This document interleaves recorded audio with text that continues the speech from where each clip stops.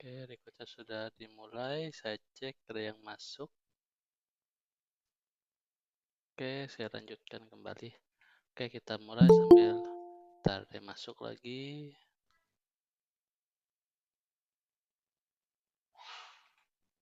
Oke, kita mulai sambil nunggu yang lainnya masuk. Oke, Assalamualaikum warahmatullahi wabarakatuh.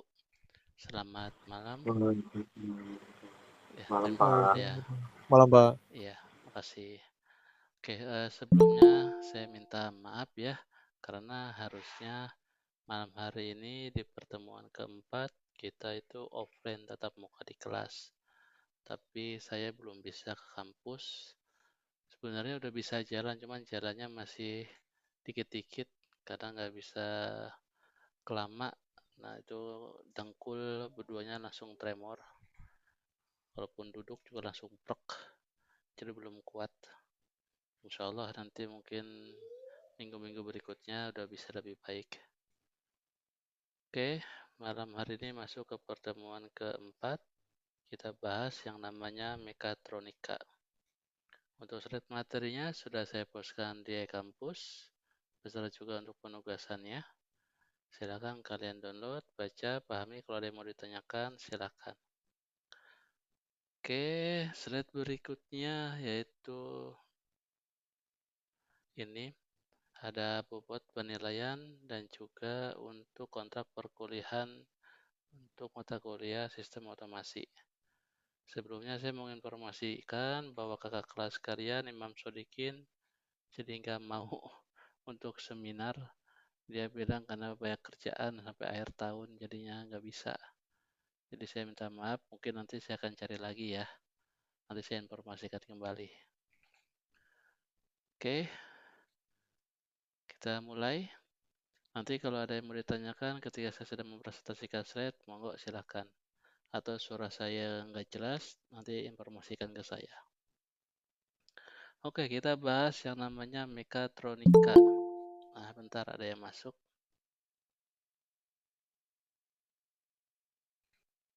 Oke, saya lanjutkan.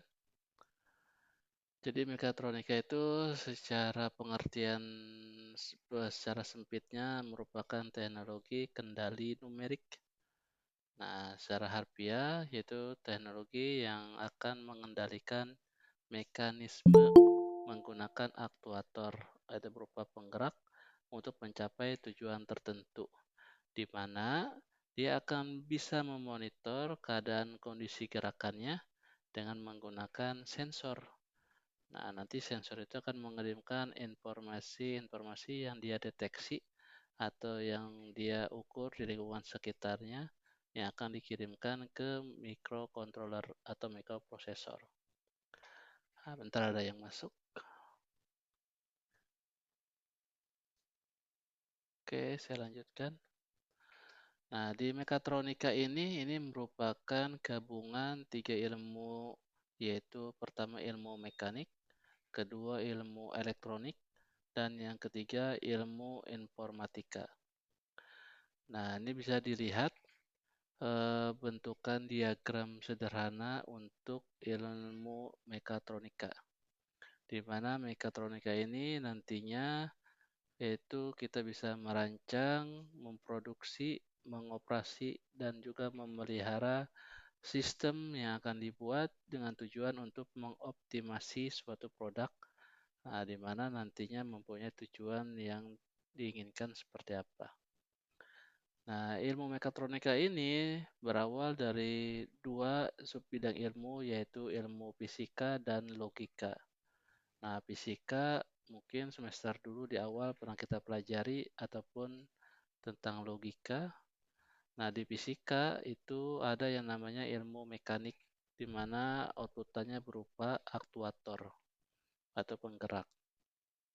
Kemudian di logika sendiri ada dua, yaitu informatika dan elektronika. Nah, untuk elektronikanya yaitu berupa sensor, sehingga irisannya untuk elektronika dan mekatronika berupa aktuator dan sensor. Kemudian irisan untuk elektronika dan juga informatika berupa sistem kendali atau microcontroller, microprosesor, dan sebagainya. Kemudian irisan untuk mekanika dan juga elektronik dan informatika itu berupa pemodelan atau algoritma atau metode yang digunakan seperti apa. Dan gabungan ketiga ini nanti akan menghasilkan ilmu baru yaitu berupa mekatronika. Oke. Nah, ini merupakan manfaat ketika kita akan menerapkan, mengimplementasikan mekatronika di kehidupan sehari-hari. Khususnya di dunia industri di mana proses mekatronika ini diterapkan untuk menggantikan manusia. Nah, di mana bisa digantikan oleh dengan robot ataupun robot humanoid ataupun robot statis dan dinamis. Di mana manfaatnya pertama bisa meningkatkan fleksibilitas, meningkatkan kehandalan reliability, meningkatkan presisi dan kecepatan. Karena kita tahu dengan namanya robot itu bisa bekerja 24 jam non-stop, tidak lelah, tidak capek, tidak ngantuk. Kemudian juga bisa dikendalikan sesuai dengan kebutuhan dengan memprogram, bisa menggunakan microcontroller, microprosesor, dan juga nanti bisa menghasilkan tingkat presisi dan kecepatan yang tinggi. Di mana biasanya untuk robot-robot yang ada di industri sudah dibenamkan AI ataupun machine learning sebagai pengganti namanya kelebihan dari manusia yaitu bisa memberikan keputusan. Yang awalnya dulu itu tidak ada dan sekarang sudah ada. Contohnya bisa menggunakan kamera untuk menggantikan mata manusia, computer vision untuk mengambil keputusan yang mana NG, yang mana oke, seperti itu. Oke, nah berikutnya ini elemen-elemen di dalam mekatronika. Mulai yang pertama yaitu mekanisme atau mekanisme mesin. Nah, di sini merupakan objek yang akan nanti dikendalikan. Oke, bisa berupa mekanisme pure hardware ataupun berupa nanti satu sistem yang akan dikontrol menggunakan elektronik dan informatik. Nah, di sini ada contohnya berupa mesin penggerak piston, bisa juga untuk generator atau pembangkit listrik dan yang lainnya. Nah, untuk mesin penggerak piston, dia ada dua piston yang mana naik dan turun yang akan digerakkan oleh crankshaft di mana sesuai dengan timing gear yang diberikan. Kemudian elemen berikutnya ini ada sensor. Nah, di mana sensor sudah kita pelajari di pertemuan semester lalu di mata kuliah IoT, di mana sensor merupakan suatu alat untuk mendeteksi ataupun mengukur keadaan sekitar, di mana nantinya dia bisa mengukur suhu, temperatur, panas, tegangan, ataupun arus listrik. Karena si sensor biasanya sudah terdiri dari transducer. Nah, transducer ini berupa penguat ataupun pengukur sinyal yang akan diolah dari analog to digital. Nah, contohnya ada sensor Hall effect, yaitu sensor medan untuk mendeteksi magnet. Nah, di sini itu ketika sensor dialiri arus listrik, maka dia akan bekerja elektron-elektron di dalamnya yang terhubung dengan lapisan silikon.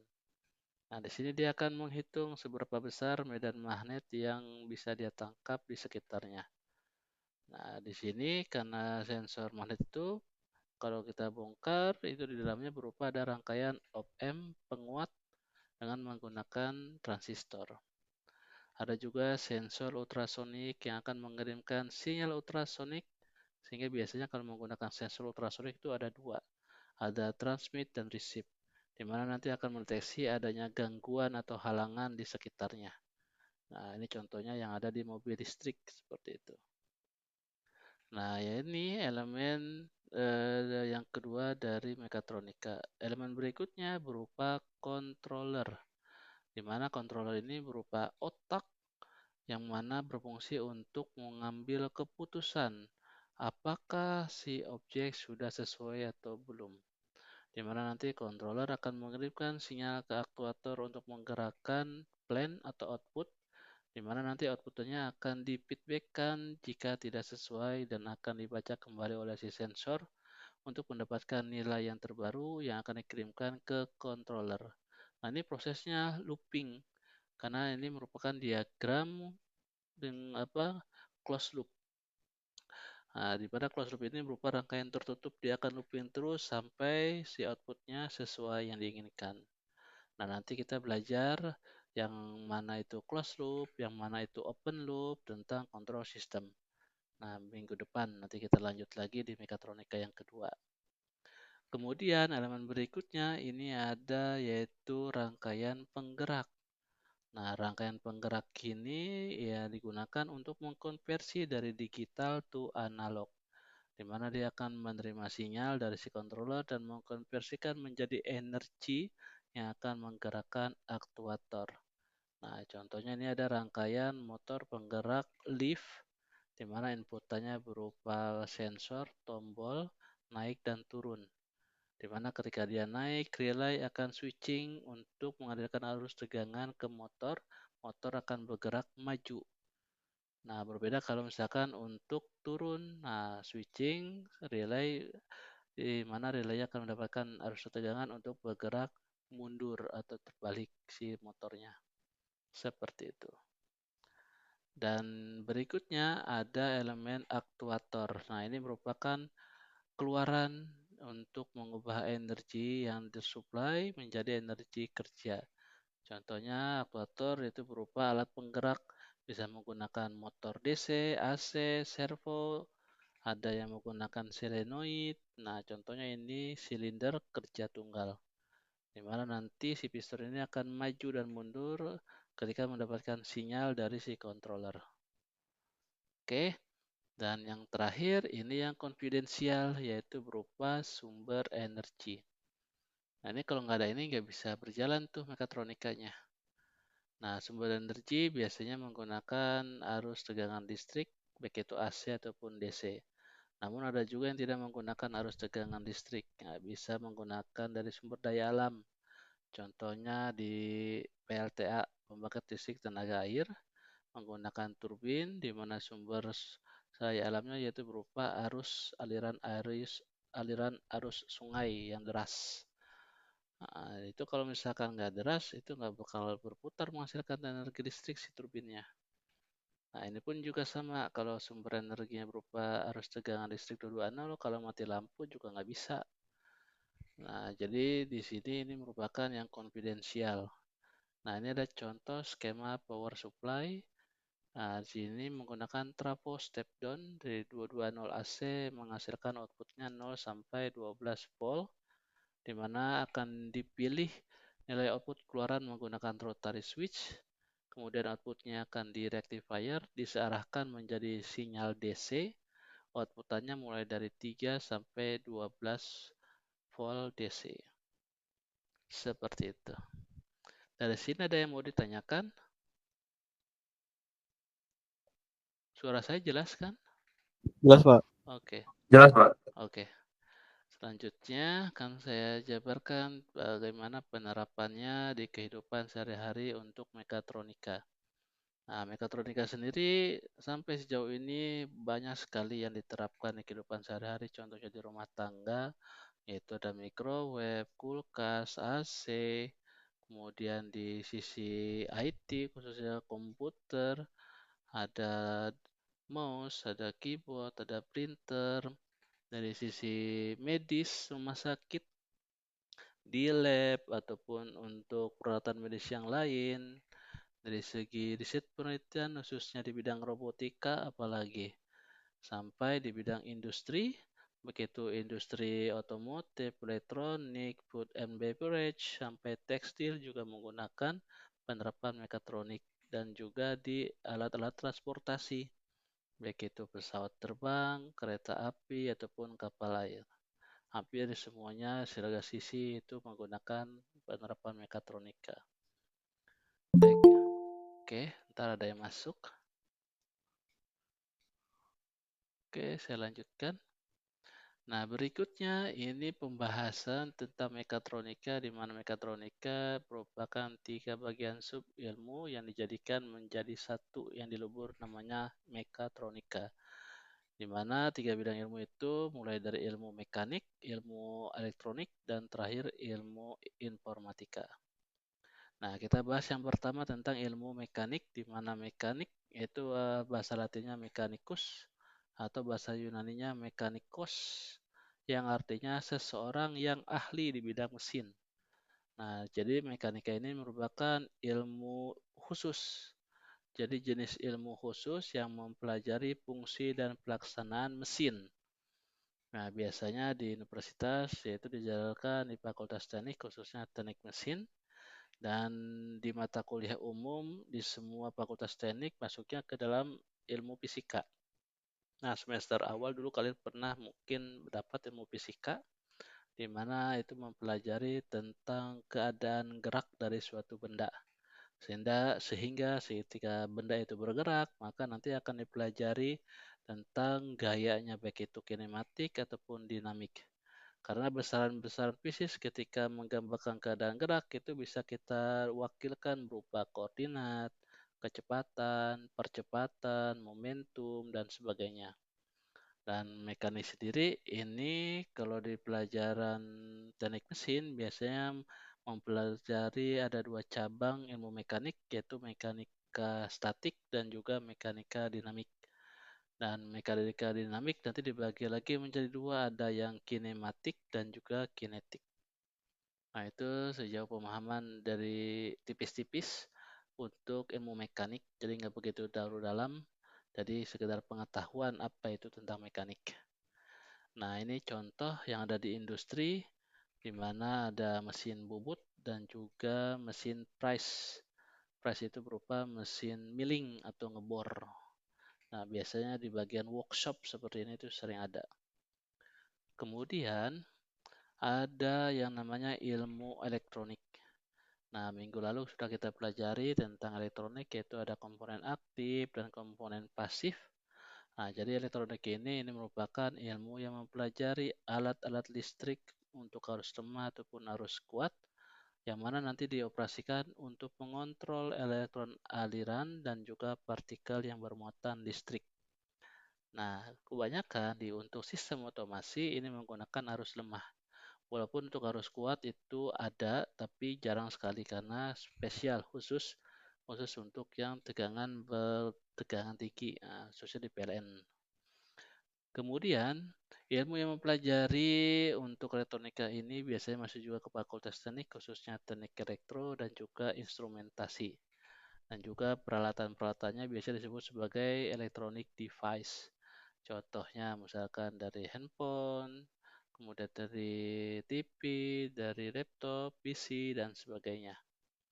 Nah, ini contoh tentang elektronika biasanya berupa PCB, printed circuit board, di mana biasanya dibenamkan untuk beberapa sirkuit, salah satunya contoh sirkuit komputer, ataupun sirkuit untuk penggunaan mikroprosesor atau microcontroller dan ICU dan sebagainya.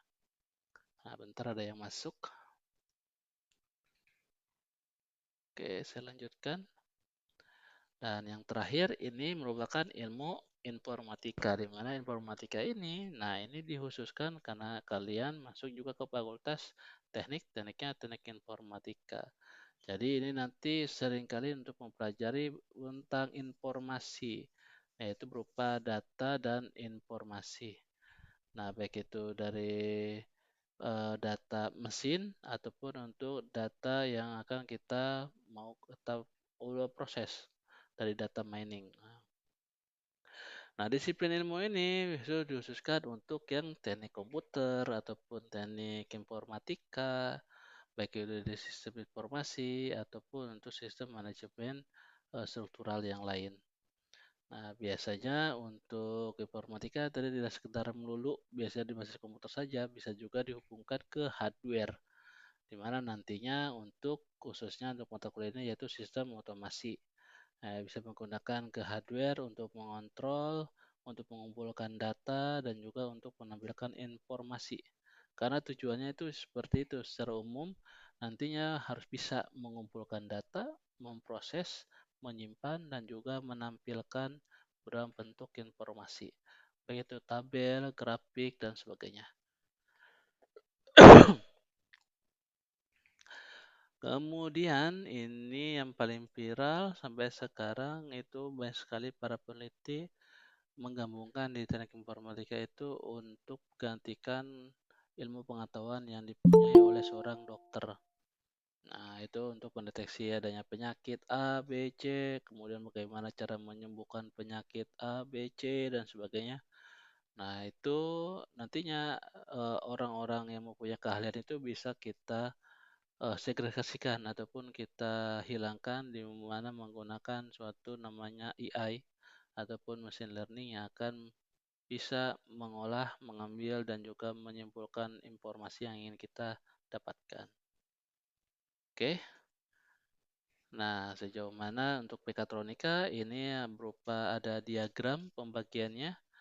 Nah, untuk pembagian diagramnya ini nanti kita akan lanjutkan di minggu depan tentang mekatronika bagian yang kedua, mulai dari pembahasan yang pertama yaitu control system, di mana nanti akan kita pelajari apa itu open loop, apa itu closed loop. Kemudian bagian yang kedua berupa automatic system, di mana automatic system yaitu akan berhubungan dengan sinyal, baik itu sinyal diskrit ataupun sinyal kontinu. Dan yang terakhir gabungan dari kedua ini, control system dan automatic system, yaitu automatic control system. Nah, automatic control system ini bisa mengacu ke IoT, SCADA, ataupun DSCS. SCADA itu Supervisory Control and Data Acquisition. Kemudian DCS itu Distributed Control System. Mirip seperti IoT, namun biasanya DCS dipakai juga untuk yang offline ataupun untuk yang LAN, jadi yang internal saja.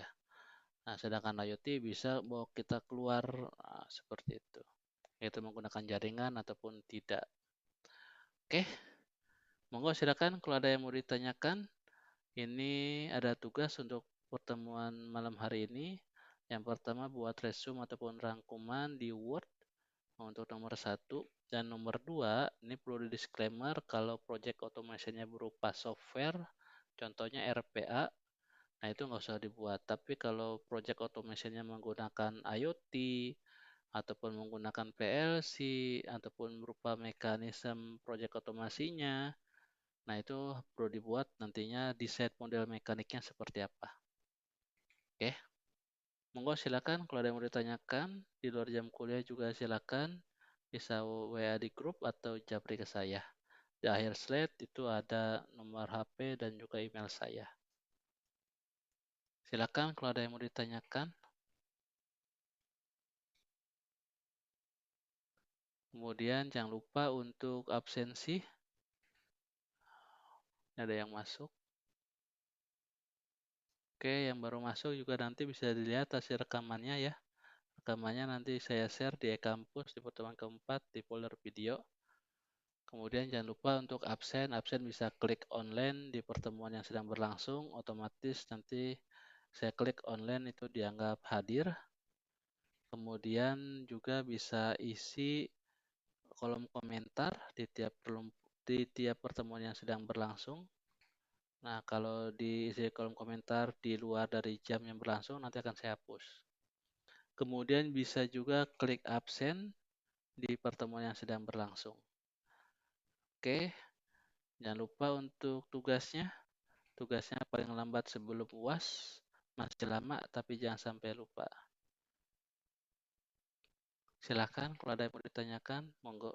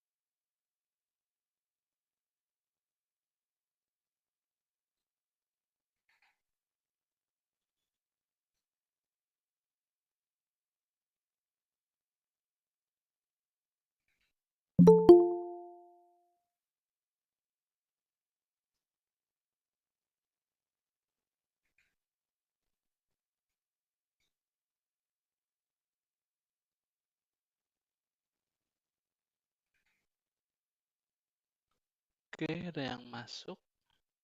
Nah, nanti Mbak Tiara Ningsi bisa lihat hasil rekamannya.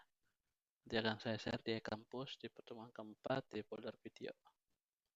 Oke, ada yang mau ditanyakan? Kalau tidak ada, kita nanti ketemu lagi minggu depan. Minggu depan insya Allah masih online ya. Insya Allah doakan saya supaya cepat sembuh. Nanti kita bisa tatap muka di kelas. Amin, Mbak. Oke, saya tutup untuk malam hari ini. Wabillahi taufiq wal hidayah. Wassalamualaikum warahmatullahi wabarakatuh. Waalaikumsalam warahmatullahi wabarakatuh. Waalaikumsalam warahmatullahi